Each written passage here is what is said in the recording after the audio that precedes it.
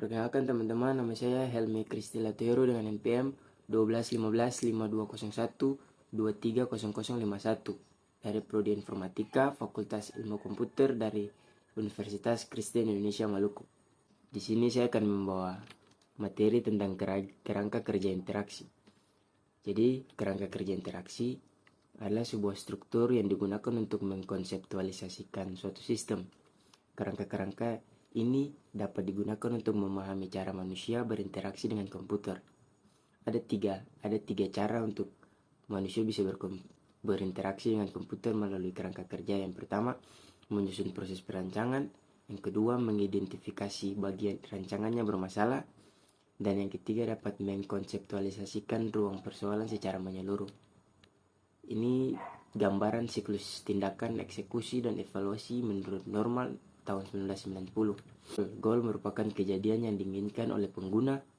Eksekusi melakukan eksekusi atas suatu tindakan dalam dunia nyata, dan dunia nyata adalah tempat di mana pengguna dapat mengeksekusi suatu tindakan dengan cara memanipulasi suatu objek. Dan juga ada evaluasi. Evaluasi ini memvalidasi atas suatu tindakan dan membandingkan hasil yang diperoleh dengan goal. Ini tujuan langkah dari tindakan, eksekusi, dan evaluasi. Jarak pemisah eksekusi atau goal of execution. Adanya jarak antara representasi mental yang dimiliki pengguna dengan komponen fisik dan status sistem. Jadi perbedaan antara keinginan pengguna dengan apa yang dapat dilakukan oleh sebuah sistem atau seberapa jauh sistem tersebut dapat mendukung tindakan yang akan dilakukan oleh pengguna. Jarak pemisah evaluasi atau goal of evaluation.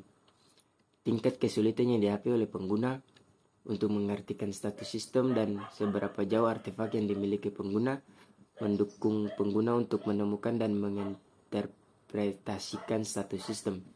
Contohnya seperti slider yang menunjukkan status instalasi program.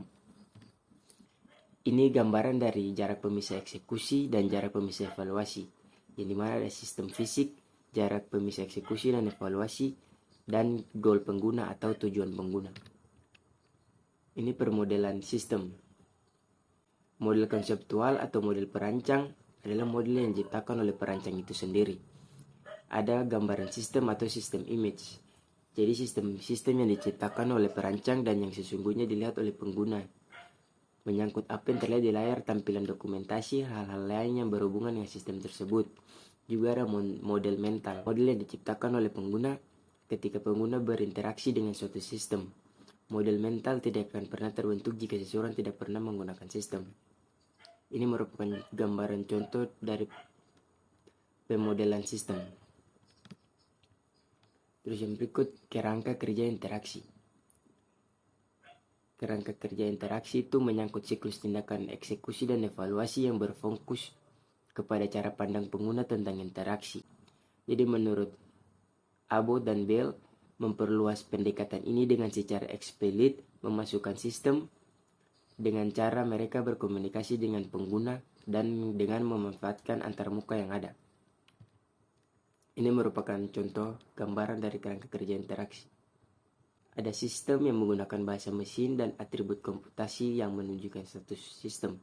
Juga ada pengguna yang memberikan tugas atau bahasa tugas menggunakan pikiran manusia atau psikologis manusia. Juga ada masukan, yaitu masukan yang diinput oleh manusia sendiri atau bisa disebut bahasa masukan, dan keluaran yaitu output yang diberikan dari suatu sistem tersebut.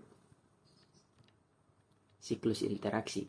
Ada dua fase interaksi, yaitu eksekusi dan evaluasi. Eksekusi terbagi atas 3. Artikulasi, pengerjaan, dan penyajian.